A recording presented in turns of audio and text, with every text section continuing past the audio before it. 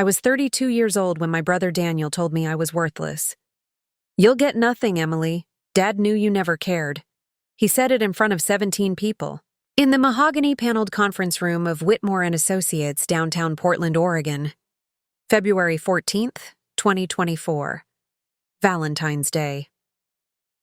The irony wasn't lost on me. My father had been dead for 6 days. The leather chair beneath me felt like ice.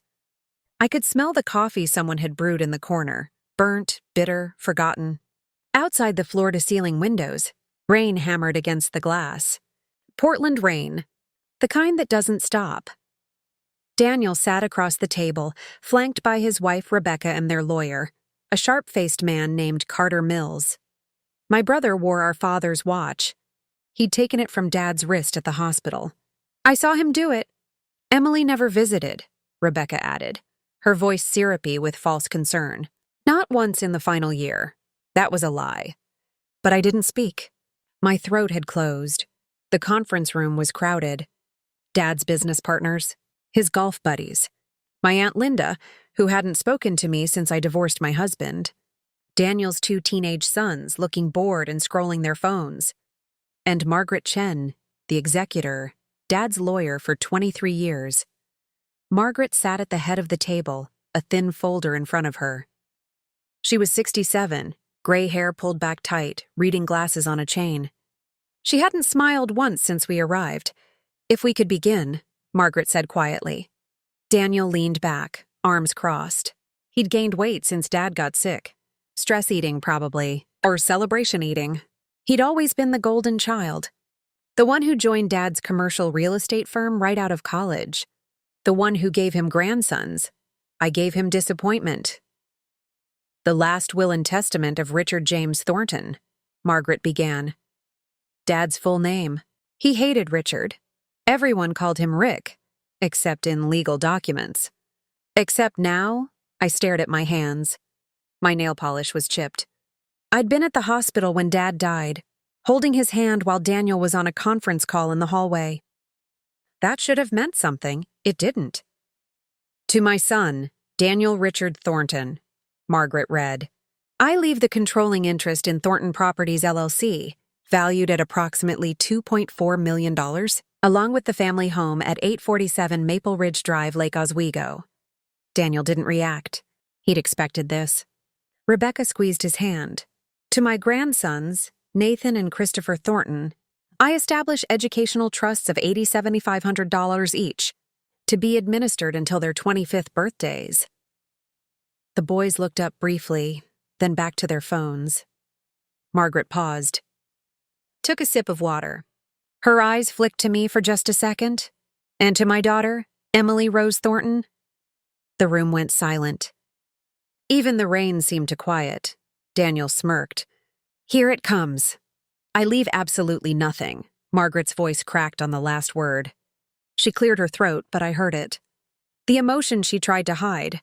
Rebecca gasped dramatically. "Oh, Emily, I'm so sorry." She wasn't. However, Margaret continued, and something in her tone shifted, sharpened. "There is an addendum. Added to the will 17 days before Mr. Thornton's passing." Daniel sat up straighter. "What addendum?" Margaret removed her reading glasses slowly, deliberately. She looked directly at my brother, and then, for the first time that morning, Margaret Chen smiled. "The addendum states," Margaret said, her smile widening, "that Emily Rose Thornton is to receive the contents of Safety Deposit Box 447 at First National Bank, along with a sealed letter marked, 'To be read aloud in the presence of all beneficiaries.'" Daniel's face flushed red. "That's ridiculous." "What's in the box?" "I don't know," Margaret replied. "Your father didn't disclose that to me." "Then it's probably empty," Rebecca said quickly. "Some kind of cruel joke." Rick had a dark sense of humor near the end. My father's name in her mouth felt like violence. I still hadn't spoken. Couldn't. My heart was slamming against my ribs. A safety deposit box. A letter. Why? "The letter," Margaret continued, pulling a cream-colored envelope from her folder. My father's handwriting across the front. His terrible, slanted scrawl that I'd recognize anywhere. Daniel stood up. This is bullshit. I'm calling our lawyer. Mr. Mills is already here, Margaret noted dryly, nodding at Carter, who looked distinctly uncomfortable. Then he can file an objection. Dad wasn't in his right mind. He had stage 4 pancreatic cancer. He was on morphine. He was mentally competent, Margaret said, her voice steel. I had him evaluated by Dr. Sarah Okonkwo 3 days before he signed this addendum. She's one of the top geriatric psychiatrists in Oregon. Her assessment is part of the file. The room erupted. Dad's business partner, Tom Wyckoff, started asking questions. Aunt Linda clutched her pearls literally. She was wearing actual pearls. Rebecca whispered furiously to Daniel. I watched Margaret. She was looking at me with something I couldn't identify. Pity? No. Recognition, maybe. Like she knew something I didn't. Shall I read the letter? Margaret's voice cut through the chaos. Everyone went quiet. Daniel dropped back into his chair. Fine, read it. Margaret broke the seal. Unfolded 2 pages of Dad's handwriting. She cleared her throat. To my family and friends gathered here, if you're hearing this, I'm dead. Probably a relief for some of you. Someone laughed nervously. I think it was Tom. I need to tell you something about my daughter Emily. Something I should have said while I was alive, but I was a coward. Daniel, you've spent 35 years believing you were my favorite. You weren't. Daniel's face went white. Emily was, always, from the moment she was born. And I destroyed her because I was too weak to stand up to. Margaret stopped. Her hand trembled slightly. To stand up to who? I whispered. My first word since entering the room. Margaret met my eyes. To your mother. The rain against the windows sounded like applause. My mother had been dead for 11 years. Breast cancer. Stage 3. She fought it for 18 months and lost on a Tuesday in March. I was 21. Daniel was 24. Dad had cried at the funeral, but I remembered thinking even then that his tears looked wrong. Performative. Now I knew why. What does Mom have to do with this? Daniel demanded. Margaret continued reading. Your mother, Catherine, was the love of my life. She was also a manipulator, a liar, and she convinced me to punish Emily for something that wasn't her fault. This is insane, Rebecca hissed. He's rewriting history to justify cutting Daniel out. He didn't cut me out, Daniel snapped. I got the business. The house. Let her finish, Tom Wyckoff said quietly. He was watching me now. Everyone was. When Emily was 7 years old, Margaret read, Catherine had an affair. With my business partner, James Holloway. I remembered James. Uncle James, we called him. He'd moved to Seattle when I was 9. I hadn't thought about him in years. The affair lasted 6 months. I found out because James told me. He felt guilty. He ended it. Catherine begged me not to leave her. She promised it would never happen again. And then she said something I'll never forgive myself for believing. Margaret paused. Looked at me. Do you want me to stop? No. My voice sounded far away. Catherine said that Emily reminded her of James, that Emily had his eyes, his mannerisms, his personality. She said she couldn't look at Emily without feeling guilty.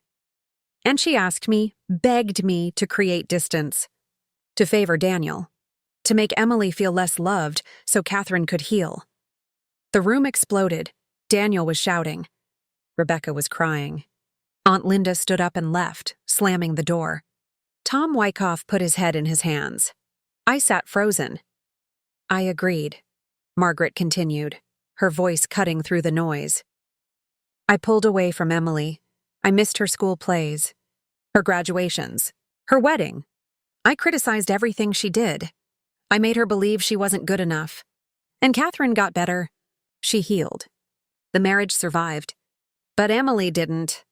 That's not true, Daniel said, but his voice cracked. Dad loved us both, did he?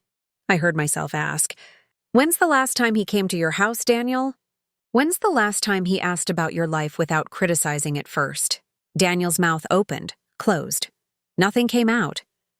Daniel, Margaret read, you got the business because you earned it. You worked hard. But you also got my attention because I gave it freely. Emily got nothing because I withheld everything. The safety deposit box contains documentation of a trust fund I established in Emily's name when she was born. $1.7 million accumulated over 32 years. She never knew it existed. Catherine made me promise never to tell her. $1.7 million. I couldn't breathe. Emily, if you're hearing this, I'm sorry isn't enough.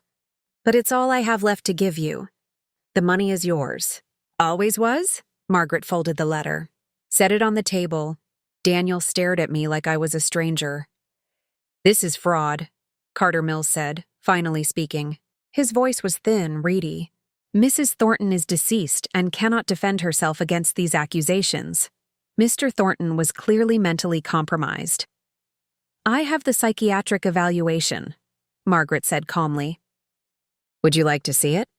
Carter's jaw tightened. We'll be contesting this. All of it. Contest what? Margaret asked. Daniel received exactly what the will stated. The trust fund for Emily was established in 1992, completely separate from the estate. This isn't an inheritance. It's her own money that was held in trust. Bullshit, Daniel said.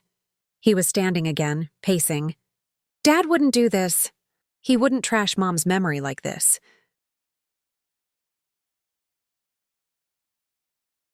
Wouldn't he? The words came out of me sharp, bitter. You read the letter, Daniel. He did exactly that.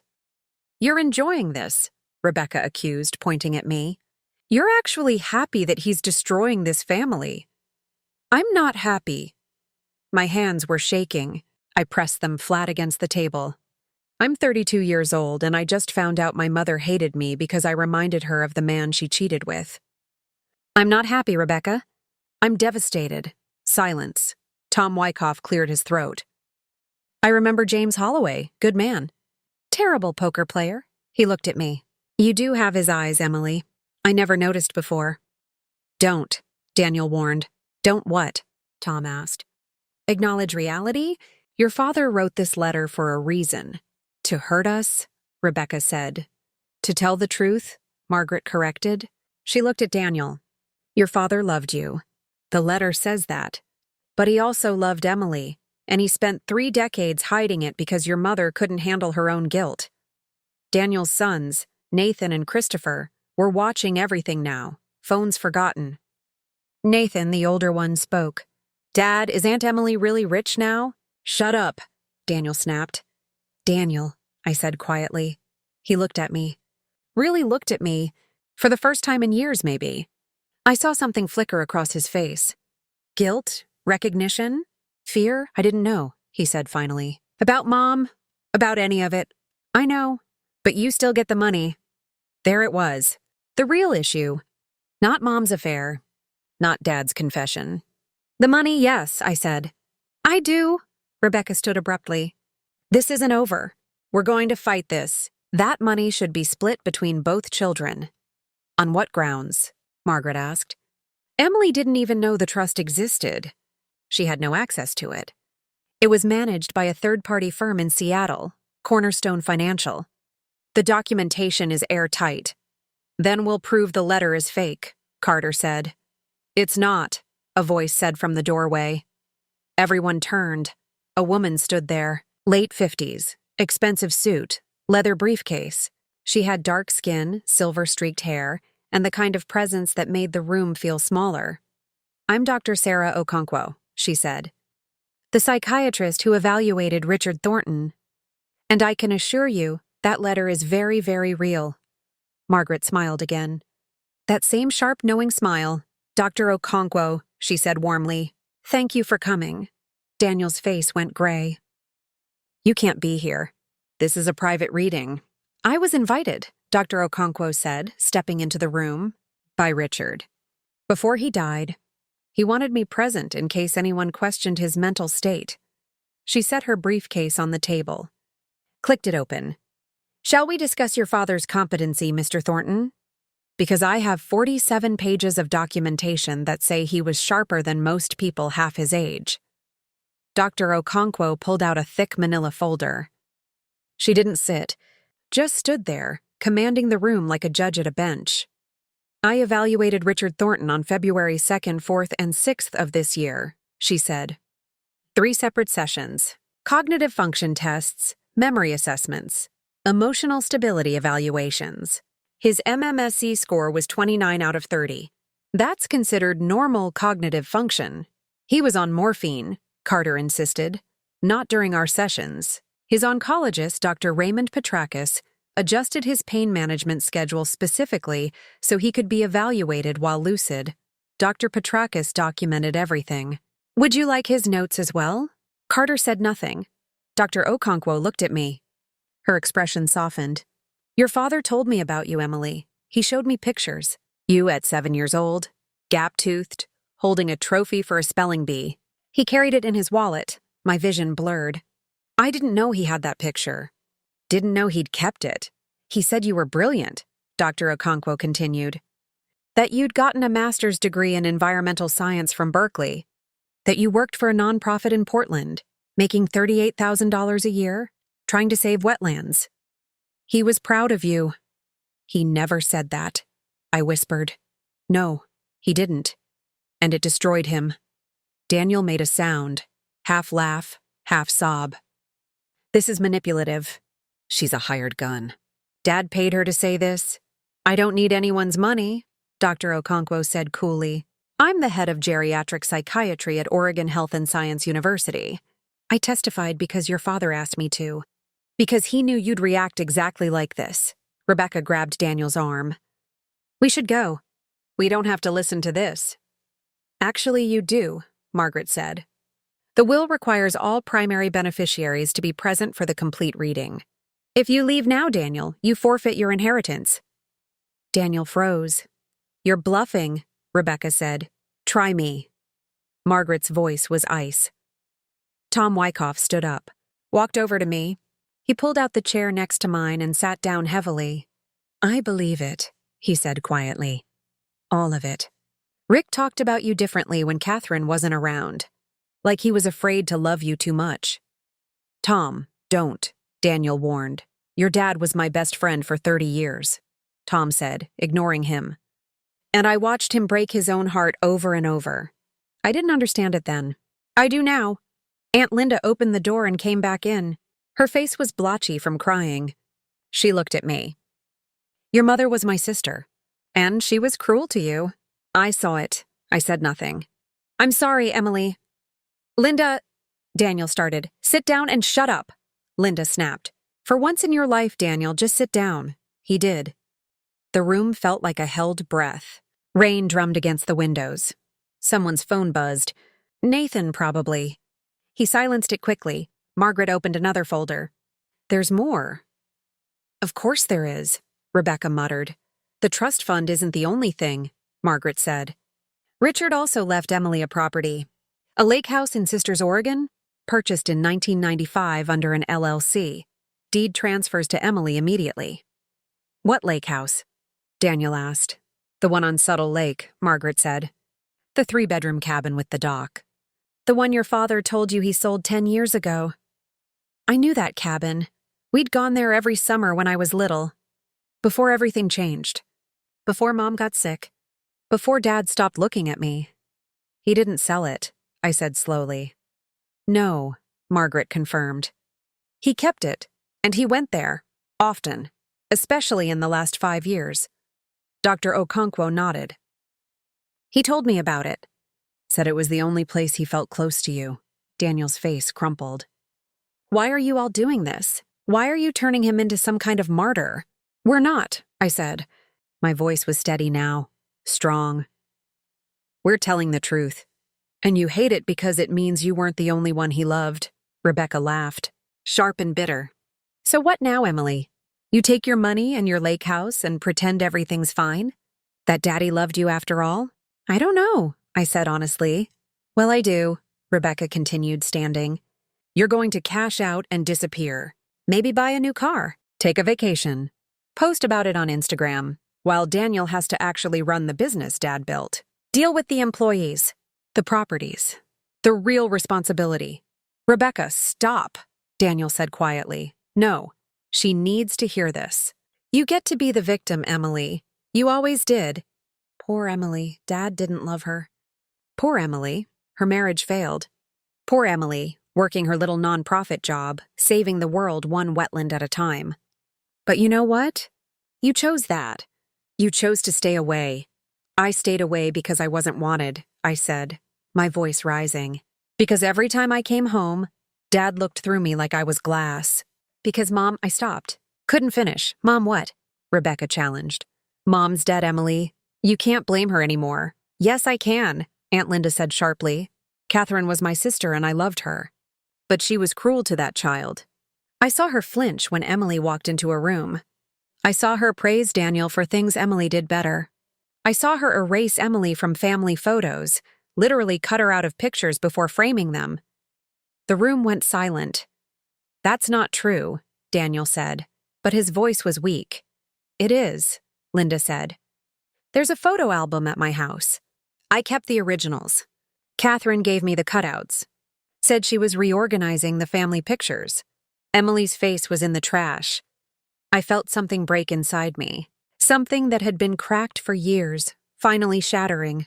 I was 7, I whispered. What did I do that was so terrible? You existed, Dr. Okonkwo said softly. You reminded her of her shame. That's not your fault, Emily. It was never your fault. Tom Wyckoff cleared his throat. I have something to add. About the trust fund, Margaret nodded. Go ahead.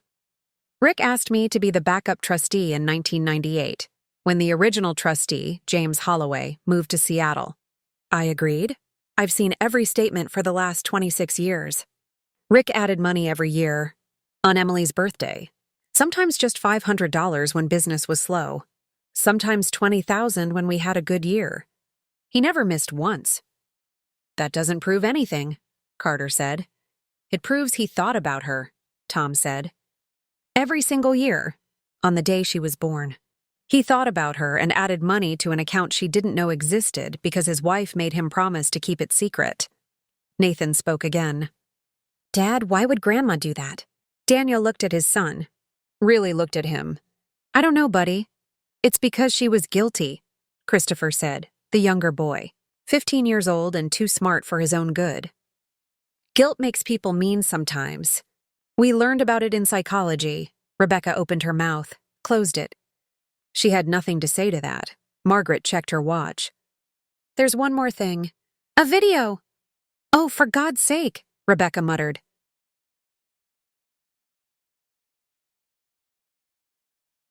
Rick recorded it 3 weeks before he died, Margaret said, pulling a laptop from her bag. He wanted Emily to see it. But he also wanted all of you to see it, to understand. She opened the laptop, turned it toward the table. My father's face filled the screen. He looked terrible. Gaunt, gray, eyes sunken, but alive, present. He stared directly into the camera.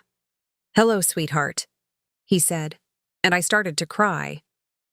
If you're watching this, Dad said on the screen, his voice raspy, then I'm gone. And you probably have a lot of questions. His hand trembled as he adjusted the camera. He was in his study. I recognized the bookshelves behind him. The painting of Mount Hood Mom had bought in 1997. Emily, I need you to understand something. Your mother and I, we had a good marriage. Most of the time. But it was built on a terrible agreement. An agreement I should have never made. He coughed. Reached for water off screen. Took a sip. When Catherine had the affair with James, I was devastated. Angry. I wanted to leave. But she was pregnant with you. 7 months. And she begged me to stay. Said the baby needed a father. Said she'd do anything. My hands were clenched so tight my nails drew blood. I stayed. You were born. And God, Emily, you were perfect. 10 fingers, 10 toes, this shock of dark hair. You looked like me. Like my mother. Not like James at all. But Catherine saw him in you anyway. In the way you laughed. The way you tilted your head when you were thinking. She started pulling away from you when you were 2. Daniel made a sound, a choked sob. By the time you were 7, she couldn't stand to be in the same room with you. She'd find excuses, errands, headaches. She'd ask me to take you places alone. And when I did, Emily, those were the best days of my life. Just you and me, the zoo, the lake house, hiking. You'd hold my hand and tell me about clouds and trees and bugs. You saw the world differently, beautifully. Tears streamed down my face. I didn't bother wiping them, but at home, Catherine would cry. She'd say she was trying, that she needed time, that seeing you hurt too much. And she asked me to create distance, to favor Daniel, just for a while, just until she healed. Dad? No. Daniel whispered to the screen. I told myself it was temporary, Dad said, his voice breaking, that once Catherine got better, I could fix it. Be your father again. But years passed. Catherine got sick, fought cancer, survived. And by then, Emily, you were 17, almost grown. And you looked at me like I was a stranger. Because I was. He wiped his eyes roughly. I let your mother's guilt become your punishment. And that's unforgivable. Daniel got my attention, my praise, my time. You got criticism and distance. You started believing you weren't good enough. You married that asshole Kevin because you thought you didn't deserve better. Kevin, my ex-husband. Dad had never called him that before. Had barely acknowledged the divorce. I watched you struggle after the divorce.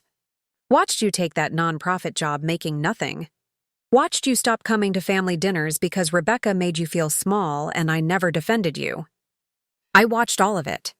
And I did nothing. Tom Wyckoff put a hand on my shoulder. I didn't pull away, but I did do one thing, Dad continued. I saved money for you.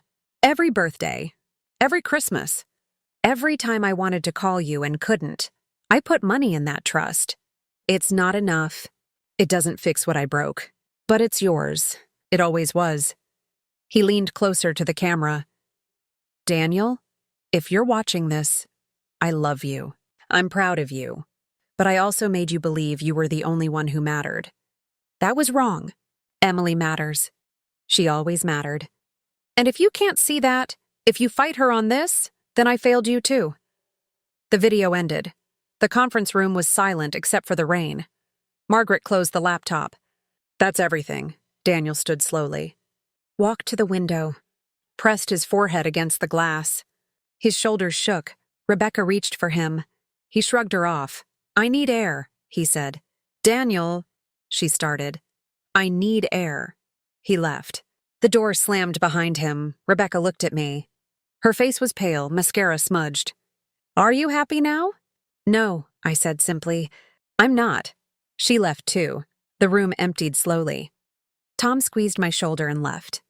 Aunt Linda hugged me, tight, desperate, and whispered, Come see me, please. Then she was gone too. Nathan and Christopher filed out quietly, looking back at me with something like curiosity.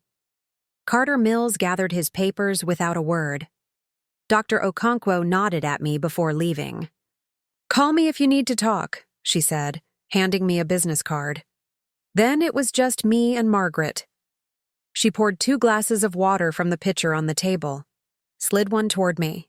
We sat in silence for a long moment. How long have you known? I asked finally. About the affair? The trust? All of it? Margaret sipped her water. Rick told me everything 4 years ago. When Catherine died and he started talking about updating his will, he wanted to tell you then. I advised him to wait. Why? Because I thought he needed to tell you himself. Face to face. Not through a lawyer, she smiled sadly. He was going to. He called you in January. Do you remember? I did. January 9th, 3 weeks before he got the cancer diagnosis. He'd called at 9 p.m., unusual for him. I was at work, finishing a grant proposal. I'd let it go to voicemail. Never called back. I didn't know. I whispered. He knew that. He didn't blame you. Margaret pulled out another envelope. Smaller. My name on the front in Dad's handwriting. This one is private. Just for you. He asked me to give it to you after everyone left. My hands shook as I took it. There's something else, Margaret said. The lake house. Your father went there 2 weeks before he died. He was supposed to be resting. Instead, he drove 3 hours to Sisters, spent the night there, and drove back. His hospice nurse was furious. Why would he do that? I don't know. But he left something there for you.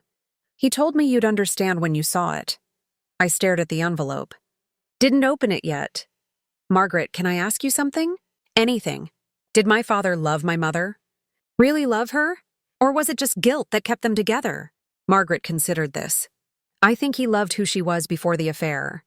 And he loved the idea of keeping the family intact.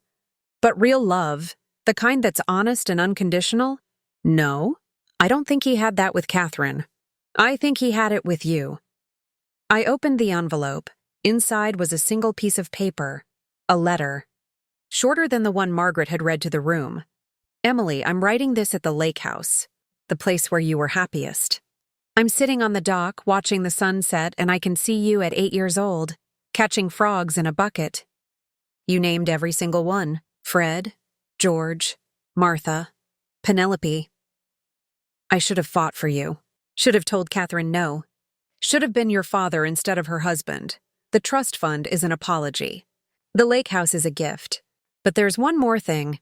In the master bedroom under the loose floorboard by the window, you used to hide your treasures there, remember? I left a box. Inside are letters. 32 of them. One for every birthday I didn't celebrate with you properly. I wrote them all. I just never had the courage to send them. Read them when you're ready. Or don't. But know that I thought about you every single day, even when I couldn't show it. I'm sorry, sweetheart. For all of it, I love you. I always did. Daddy folded the letter carefully. Slipped it back into the envelope. I need to go to Sister's, I said. I thought you might, Margaret replied. She pulled keys from her purse. These are for the lake house. It's 2847 Subtle Lake Road. The alarm code is 0814, your birthday. I took the keys. They were warm from her hand. One more thing, Margaret said. Daniel is going to contest everything. Rebecca won't let him do otherwise. She sees this as theft. She'll convince him it's about principle, but really, it's about money. Are you prepared for that? I don't know. Then let me prepare you. Margaret's voice hardened. You're going to need a lawyer, a good one. Someone who specializes in trust and estate litigation. I can recommend someone. You, she smiled. I can't. Conflict of interest. I represented your father, but I know someone who's better than me. Her name is Diane Reeves. She's in Seattle. Handles cases like this all the time. I already called her. She's expecting to hear from you. I looked at this woman, my father's lawyer, his confidant, his friend. Why are you helping me? Because Rick asked me to, and because I watched him carry this guilt for 30 years. The least I can do is make sure his final wishes are honored. She stood, extended her hand. I shook it. Go to the lake house, Emily, read the letters. Then call Diane and get ready to fight. I drove to Sister's that night. 3 hours in the rain, my hands gripping the steering wheel so tight they cramped. The lake house appeared through the trees at midnight. Dark, silent, exactly as I remembered it. The alarm code worked. 0814, August 14th. My birthday. Inside, everything was frozen in time. The same couch. The same kitchen table. Pictures on the walls. Pictures of me. Me at 5, holding a fish. Me at 10, covered in mud. Me at 13, rolling my eyes at the camera. None of Daniel. I walked to the master bedroom. Found the loose floorboard by the window. Pried it up with shaking hands. The box was there. Cedar wood. Heavy. I lifted it out. 32 letters inside. Each one labeled with a year. 1992, 1993, 1994. All the way to 2024. I opened the first one. Written when I was born, my dear Emily, you're 3 days old. You have your grandmother's eyes. I promised to be the father you deserve. He'd broken that promise.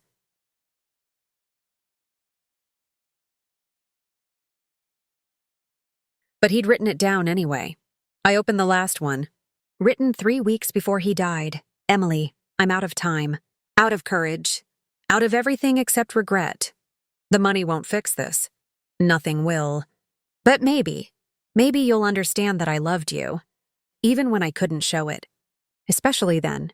Forgive me if you can. Forget me if you can't. Love, Dad, I sat on the floor and cried until sunrise.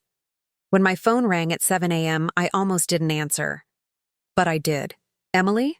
Daniel's voice, rough, broken. Can we talk? We met at a diner in Bend, halfway between Sisters and Portland. Daniel looked like he hadn't slept. Neither had I. He ordered coffee. Didn't touch it. I read Mom's journals, he said finally. Found them in the attic last night. Rebecca didn't want me to look. But I did, and everything Dad said was true. The affair. Her guilt. She wrote about it. About you. About how she couldn't separate you from what she'd done. His voice cracked. She called you the mistake that saved my marriage. You were 7 years old, Emily. I had nothing to say to that. I'm not contesting the will, Daniel continued. Or the trust. Carter can go to hell. Rebecca's furious, but I don't care. The money is yours. The lake house is yours. All of it. Why? Because Dad was right. I got everything. And you got nothing. And I never questioned it because it benefited me. He looked at me finally, eyes red. I'm sorry, Emily, for all of it. For not seeing it. For not defending you. For believing I deserved more. I reached across the table, took his hand. He gripped it like a lifeline. We can't fix the past, I said quietly. But maybe we can fix this. How? By being honest, by trying, by not letting their mistakes become ours. Daniel nodded, wiped his eyes roughly. Dad left you letters, I said, at the lake house. Maybe there are some for you too. Maybe. We sat there as the sun came up. 2 siblings. Finally seeing each other clearly. It wasn't forgiveness. Not yet, but it was a start. And sometimes that's enough. 3 months later, I quit my nonprofit job. Started a foundation for children of dysfunctional families. Used Dad's money to fund therapy, education, support.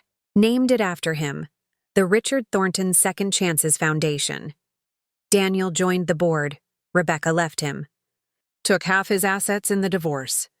He didn't fight it. Nathan and Christopher visit me at the lake house sometimes. We catch frogs. I name them. And every year on August 14th, I read one of Dad's letters. Slowly. Because I have 32 years to catch up on. And this time, I have all the time in the world.